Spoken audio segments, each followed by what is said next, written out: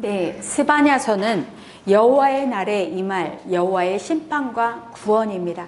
저희가 여호와의 날에 대한 메시지는 아모스에서도 들었었고, 그리고 또 가장 첫 번째 나왔던 구세기 예언자 요엘에게서도 들었었습니다. 여호와의 날은 남유다는 그들은 승리의 날, 기쁨의 날, 구원받는 날이라고 착각하는 날인데, 여호와의 날은 바로 심판의 날입니다. 누구에게는 심판이고 누구에게는 구원입니다. 그렇다면 누구에게 심판의 날이고 누구에게 구원의 날인지를 스바냐서를 통하여서 확실히 확인해보고 저희들은 구원의 자리에 서야 합니다. 이제 왕과 선지서는 아까는 간단히 저희가 새 선지서를 살펴보았습니다. 나훔은 아수르 가장 번성한 때의 멸망을 예고했었습니다. 이제 스바냐서는 하나님의 백성 남유다에게 심판을 예언하는 메시지입니다. 그러면 하나님의 백성에게 왜 심판의 이 멸망의 메시지를 예고하시는지를 저희는 알아야 됩니다. 바로 이 시대가 요시야 왕이라고 나와 있습니다.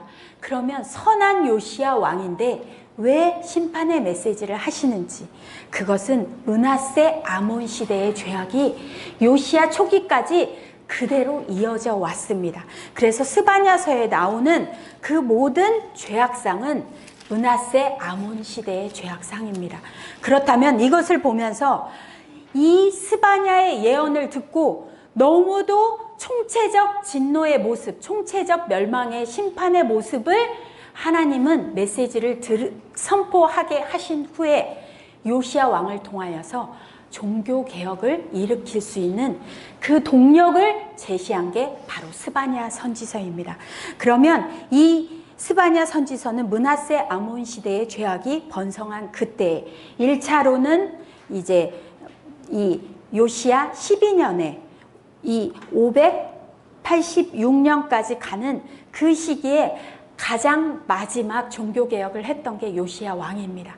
그리고 가장 큰 나라를 이룰 수 있었던 것도 요시야 왕입니다. 하나님 앞에 순종하고 하나님의 말씀대로 살려고 하는 자에게는 나라조차도 그렇게 다른 괴롭히던 나라들의 세력을 약화시켜서라도 하나님의 나라를 번성시키시는 게 바로 하나님의 통치 방법이십니다. 그래서 므낫세 아몬 시대, 그 시대의 죄악들, 그리고 히스기야 교만 때문에 바벨론에 의해서 멸망된다는 그 메시지까지도 이어지는 게 스바냐서의 메시지라고 보시면 됩니다. 그러면 어제 저녁에 이사야, 미가 그 선지서를 통하여서 멸망에 관한 메시지를 들었었습니다. 그리고 70여 년이 지난 후에 남유대의 멸망을 또 선포하는 게 바로 스바냐 선지서입니다. 이름을 보시겠습니다. 스바냐, 그래서 여호와께서 감추셨다, 여호와께서 소중하게 하셨다, 이런 뜻을 갖고 있습니다. 그래서 우주적인 심판까지도 선포를 하십니다. 저희가 노아 시대에는 물고기만큼은 멸망의 대상이 아니었습니다. 그런데 이 스바냐서 처음부터 남유다에게 선포되어지는 이 진노의 메시지, 멸망의 메시지에서는 물고기조차도, 악인뿐만이 아니라 온 사람조차도 멸망하신다는 메시지가 스바냐의 첫 번째 메시지입니다. 왜냐하면 그런 진노의 메시지를 듣고 하나님 앞에 회개하고 돌이키고 다시 하나님 백성답게, 거룩한 백성답게 하나님의 말씀의 뜻대로 살아가는 백성으로, 하나님을 아는 자들로 살기를 바라시는 하나님의 마음이 담겨있기 때문입니다. 그리고 스바냐는 왕족 출신의 예언자였습니다. 히스기야의 4대 손입니다. 그런데 므낫세의 계열이 아닙니다. 그래서 므낫세의 계열이 아닌 것을 설명합니다. 동시대 선지자는 설명드렸습니다. 배경을 보시면 요시야 왕 초기라고 예언 시작했다고 말씀을 드렸습니다. 죄악의 잔재, 산당, 바알 숭배, 아세라 목상, 그리고 1월 성신을 경배합니다. 주술, 이 각종 죄악 가운데 있는데, 여기서 1월 성신을 경배한다는 것은 아수르가 섬기는 신이 바로 1월 성신이었습니다. 하늘에 있는 해달 별들을 섬겼던 게 바로 아수르 제국이었습니다. 그리고 이때에 아수르의 국력이 약화되어지고 새롭게 바벨론이 강국으로 부상되어지는 때가 이 배경입니다. 기록 연대를 보시겠습니다. 636년부터 623년경입니다. 이것을 추측하는 것은 저희가 이 요시야 왕이 종교개혁을 한 게 1차, 2차에 걸쳐서 종교개혁을 합니다. 이제 후에 표로 보시겠는데요. 그래서 그 종교개혁에 관한 그리고 회개한 내용에 관한 메시지가 전혀 나오지 않습니다. 그래서 요시야 왕의 종교개혁 이전으로 보기 때문에 1차, 2차 그 시기에 영향을 준 걸로 봐서 628년, 622년 그렇게 두 번의 종교개혁이 있기 때문에 그래서 623년경으로 이 끝은 보고 636년은 이제 요시야 왕이 640년에 등극을 하고 약 초기 어간으로 보기 때문에 636년으로 보는 것입니다. 니느웨의 멸망은 예언만 하지 아직 멸망되지 않은 때입니다. 그리고 므낫세 아몬 죄악은 그대로 기록이 되어져 있습니다. 이 표를 보시면 요시야 왕의 즉위한 건 640년, 그리고 1차 종교개혁을 한 건 628년입니다. 그러면 저희는 막 이 연도를 다 외울 수 없잖아요. 그냥 이거 하나만 외워주세요. 1차 종교개혁. 6288 할 때 종교개혁을 했습니다. 그래서 6288 한 20세에 종교개혁을 했습니다.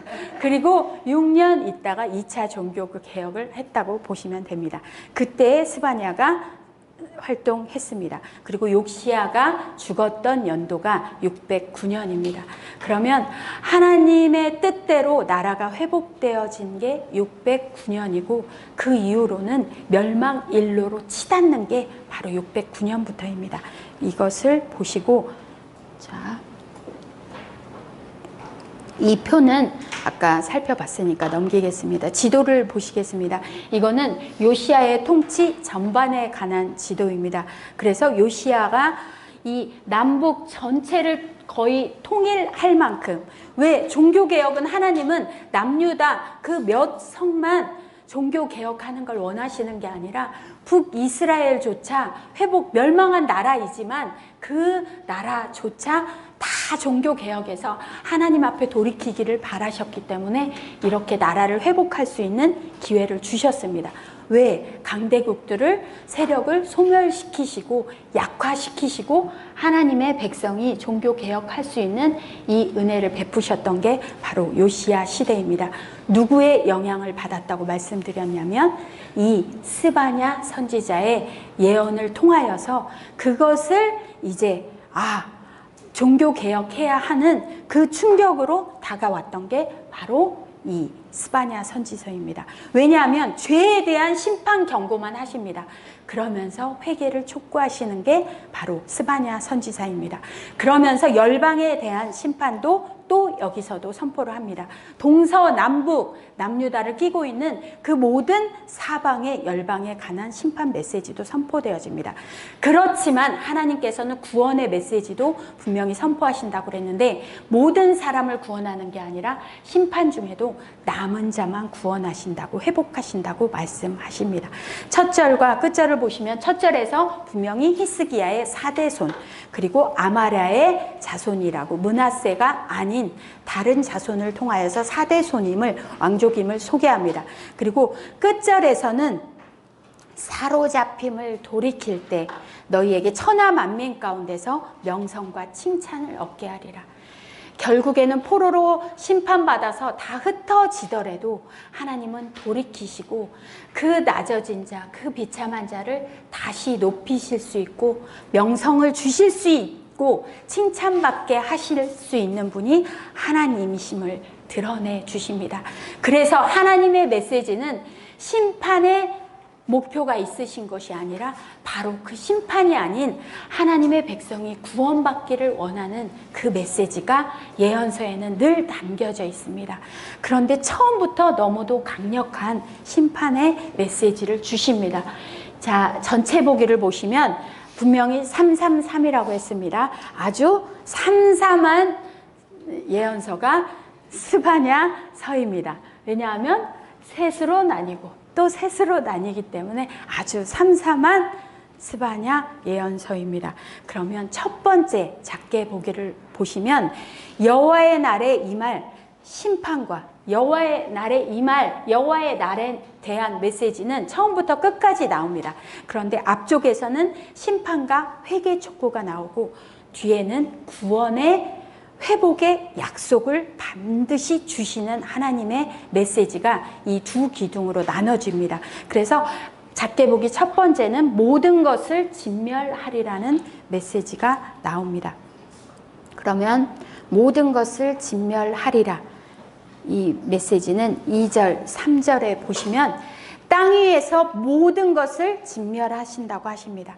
사람, 짐승, 공중의 새, 바다의 고기, 거치게 하는 것, 악인들까지도 모두 다 진멸하신다는 총체적인 하나님의 진노의 메시지, 하나님의 분노의 메시지가 선포되어집니다. 이것을 통하여서 왜 하나님께서 이렇게 온 세계 여호와의 날로 심판하시는지 그 이유가 가장 가운데에 나옵니다. 이게 바로 남유다와 예루살렘에 임할 심판 메시지가 나오는데, 첫 번째에는 남유다와 예루살렘의 심판 이유와 심판의 대상들이 나옵니다. 그러면 여기서 심판 대상이 세 부류가 나옵니다. 4절에 보시면 첫 번째는 바알을 섬기고 그마림이라는 제사장들을 멸절한다고 하십니다.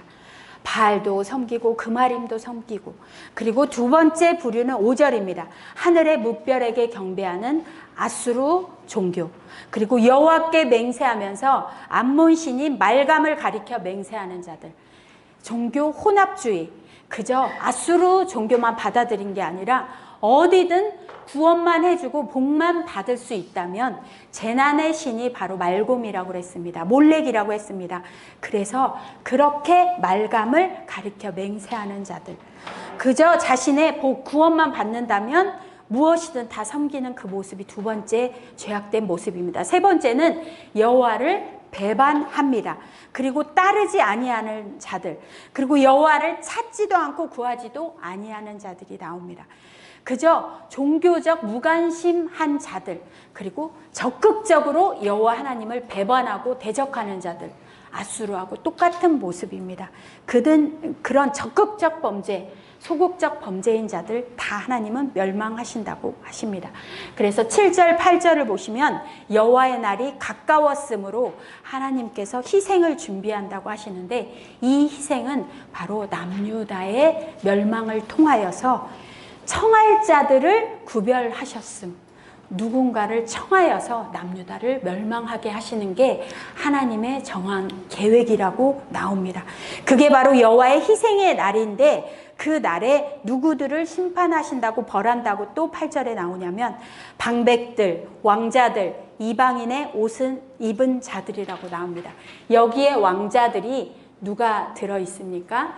여호야김이 들어있고, 또 누가 들어있을까요? 시드기야가 들어있습니다. 그래서 여호야김이 4살 때 1차 종교개혁이 이루어집니다. 그리고 2차는 10살 때입니다. 정신 있을 때입니다. 왜냐하면 요시야는 8세 때 왕이 되었고, 그때부터 하나님 앞에 이제 12세의 종교개혁은 하지만, 그렇더라도 요시야는 하나님 앞에 하나님을 찾는 신실한 왕이었는데, 그 자녀들은 아수르의 모습을 그대로 답습하고, 그리고 또 이방 강대국을 의지하는 자들이었습니다. 그리고 이방인의 옷을 입은 자들은 이방인의 문화를 그대로 따라가고 다른 강대국을, 그들의 문화를 답습해가고 있는 것이 나옵니다. 그들에게도 포악과 거짓이 있습니다. 아수르의 죄하고 동일합니다. 자기 주인의 집에 이런 포악과 거짓을 채웠다고 하는데, 여기서 자기 주인의 집은 70인역에서는 하나님의 왕궁, 여호와의 왕궁, 여호와의 성전이라고도 이렇게 표현을 합니다. 그렇다는 것은 포악과 거짓이 하나님의 성전까지도 그렇게 퍼져 있었다는 것이 여기에서도 살짝 나옵니다. 그리고 죄악상은 나중에 더 상세히 나옵니다. 그러면 여기서 아까 저희가 낯선 단어가 그마림이라는 단어입니다. 그마림에 관해서 소개되어지는데 바알 종교뿐만이 아니라 이방 모든 이교 사제들을 총칭하는 그 이름이 그마림입니다. 그래서 열왕기 하에서도 호세아에서도 이방 종교 사제들을 그렇게 뭐 이름으로 그마림이라고 나오지는 않았지만 여기서는 그마림이라고 표현됩니다. 그런데 이들은 바알도 숭배하고 여호와도 숭배하는 여호와 종교의 제사장이었습니다. 그렇게 여호와의 종교가 타락했던 시대가 므낫세 아몬의 죄악이 그대로 남아있는 요시야 초기였던 것입니다. 그래서 온 세상을 심판하실 여호와의 날은 분노의 날이었습니다. 환난과 고통의 날이었습니다. 황폐와 패망의 날입니다. 캄캄하고 어두운 날입니다. 구름과 흑암의 날입니다. 철저히 심판받을 날임을 하나님은 소개해 줍니다. 세 번째, 여호와를 찾으며 공의와 겸손을 구하라고 합니다. 백성도 타락했고 성전도 더럽혀서 만신전이 되어져 있었던 게 바로 므낫세 아몬 시대였습니다. 하나님의 거룩하신 이름이 있는 성전조차 멸하여 설어도 하나님의 백성이 돌이키기를 원하시는 게 바로 하나님의 마음이셨습니다. 거룩하신 하나님께서는 거룩하신 백성과 함께 하실 수 있기 때문에 그 백성이 이 심판을 통하여서도 거룩하여지고 정결하여지기를 바라시는 게 바로 하나님의 마음이셨습니다. 그러면 심판은 그저 멸망시키겠다는 그것이 끝이 아니라 정결하게 하셔서 다시 회복시키시려는 하나님의 마음이 담겨 있는 것입니다. 2장 1절부터 3절을 보시면 첫 절부터 이 남유다 백성에게 너희들은 수치를 모르는 백성이라고 합니다. 수치도 모르고 하나님 앞에 그저 이방 따라가고 죄악 가운데 죄악의 만연함에 빠져 있으면서 그걸 느끼지조차 못하는 그런 죄악 가운데 있는 그들에게 요엘 선지자가 모여서 회개하고 마음을 찢고 하나님께 돌이키라고 했듯이 모일지어다 모일지어다, 마치 어느 때에도 미스바 성회에서도 모여서 하나님 앞에 돌이키라고 했습니다. 그리고 모든 선지자들이 하나님 앞에 모여서 돌이키기를 바랬던 그 메시지가 선포되어지고, 그리고 여호와의 규례를 지키는 세상의 모든 겸손한 자들에 관한 메시지가 3절에 나옵니다.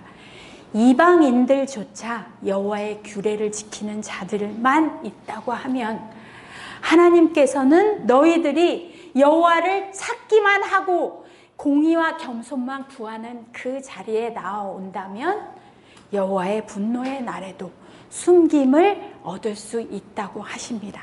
그렇다면 하나님께서는 남유다 백성뿐만이 아니라 남유다의 심판을 통하여서도 그들이 포로 간 자리, 그들이 또 어려운 흩어진 이방인으로 다른 나라에 가서 흩어졌더라도 그곳에서 여호와를 찾고 공의와 겸손을 구하고 하나님의 백성으로 겸비한다면 다니엘처럼, 그리고 느헤미야처럼 하나님 앞에 오히려 이방 왕들도 하나님을 알 수 있도록 그런 역사를 이루실 수 있는 그 하나님이십니다.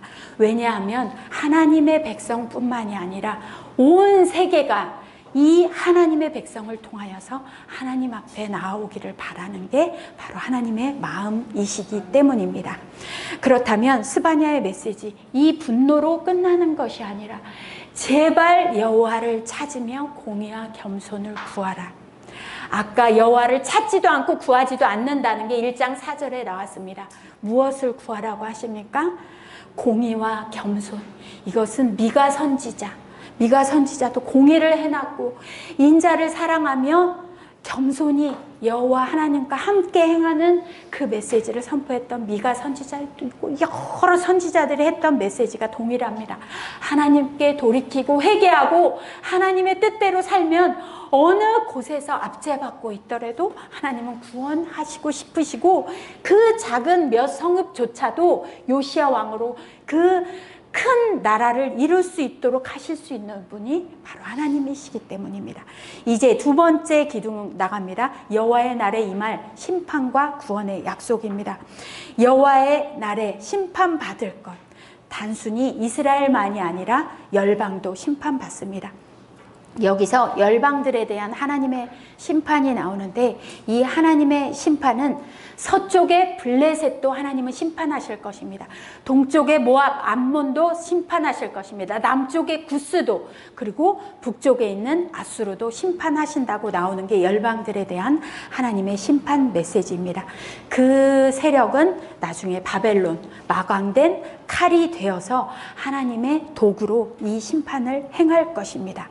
왜냐하면 이들이 하나님의 백성에게 교만하였고, 그리고 계속 강대국을 의지하도록 동맹을 맺도록 옆에서 같이 동맹 맺어서 하나님을 의뢰하는 게 아니라 우리끼리 힘을 합쳐서 마치 자신들의 뜻이 힘만 합치면 무엇이든 할 수 있다는 그 교만함에 빠지도록 획책했던 자들이기 때문입니다. 그렇지만 하나님께서는 2장 9절에 내 백성의 남은 자들, 모압과 암몬을 뭐라고 표현하시냐면, 소돔 같고 이 암몬 자손은 고모라 같을 거라고 하십니다.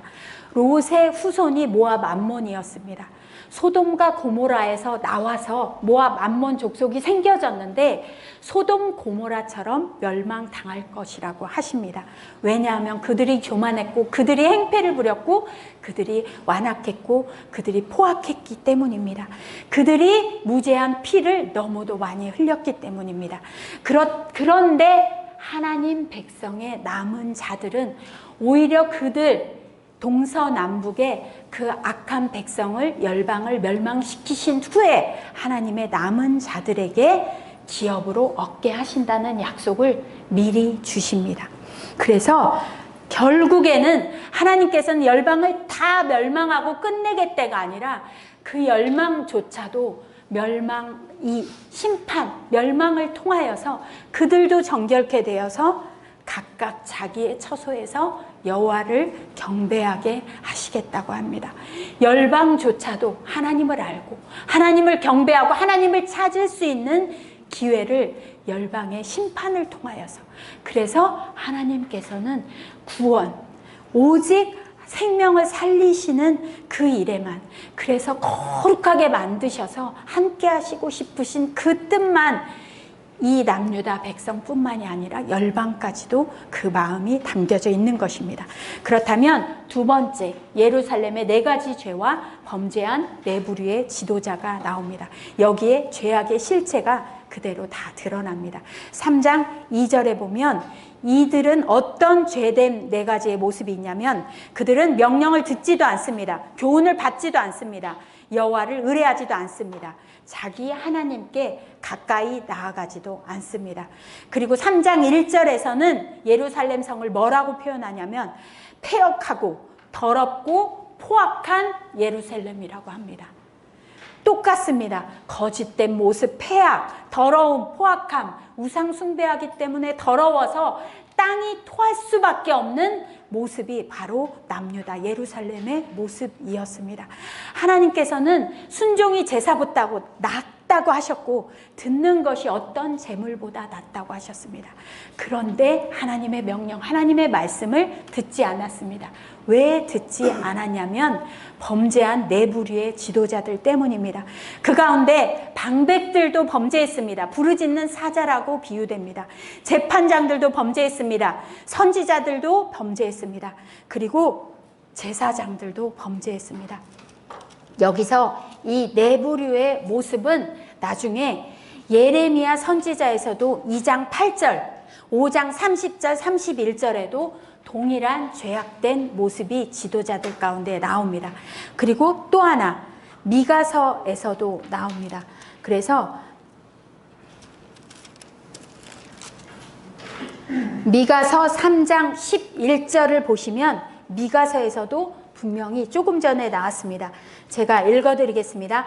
그들의 우두머리들은 뇌물을 위하여 재판하며 그들의 제사장은 싹쓸 위하여 교훈하며 그들의 선지자는 돈을 위하여 점을 치면서도 여호와를 의뢰하여 이르기를 여호와께서 우리 중에 계시지 아니하냐.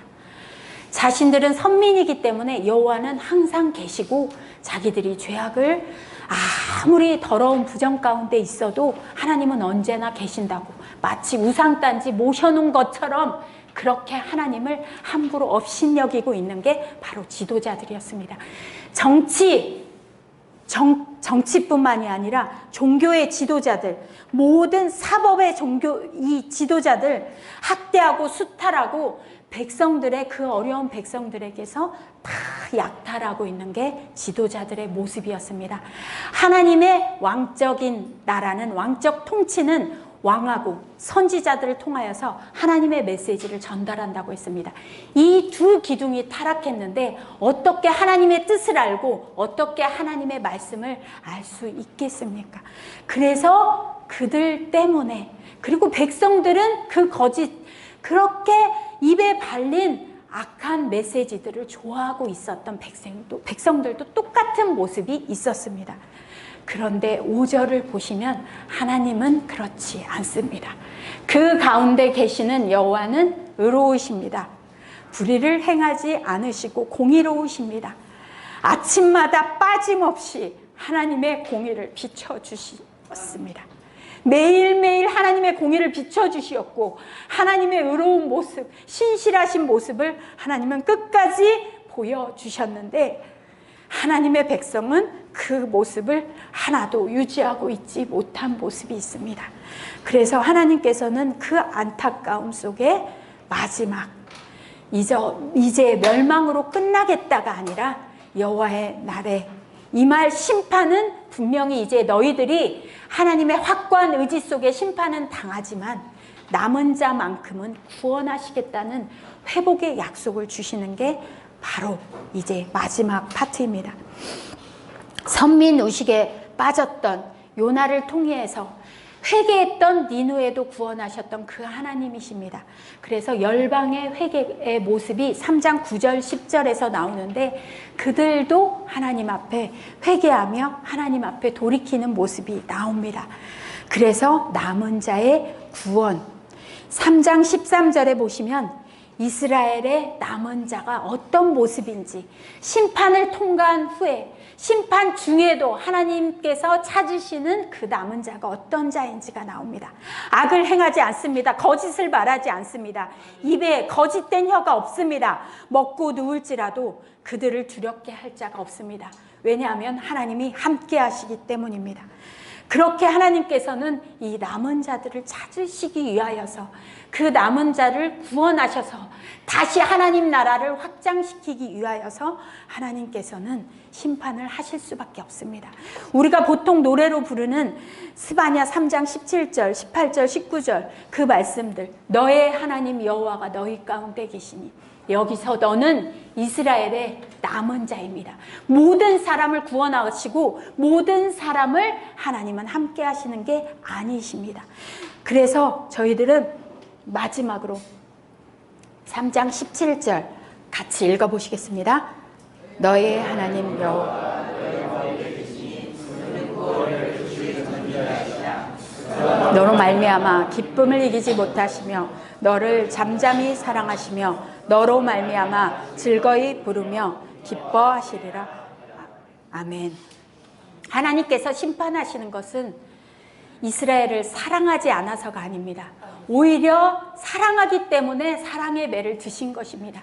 매를 맞으면 정신을 차리고 정결해져서 하나님밖에 없다고 하나님께 돌이킬 수 있는 자가 있기 때문에 그들과 함께하고 싶으셔서 그들을 기뻐하시며 함께 동행하고 동거하고 싶으신 그 하나님의 마음으로 하나님께서는 심판도 예고하시는 것입니다. 저희는 신명기 말씀을 보시면 분명히 어제 신명기 말씀에서도 그리고 또 저희는 미가서 말씀에서도 분명히 하나님께서는 구원을 베푸시겠다고 약속을 주셨습니다. 다시 하나님 앞에 돌이키고 우리가 하나님 앞에 범죄했기 때문에 이런 심판을 받았습니다. 하나님, 저희가 다시 하나님께 돌이키겠다는 그런 겸손한 모습, 공의를 찾고 회개하는 하나님께 돌이키는 모습이 있을 때 하나님께서는 그 낮은 자들, 심판하여 비참하게 포로로 간 사로잡힘 가운데 있는 그 비참한 자들도 명성과 칭찬을 얻게 하신다고 하십니다. 왜 하나님께서는 하나님의 이름을 드러내는 거룩한 백성이 되어서 온 세계가 하나님 앞에 돌아오기를 바라시기 때문입니다.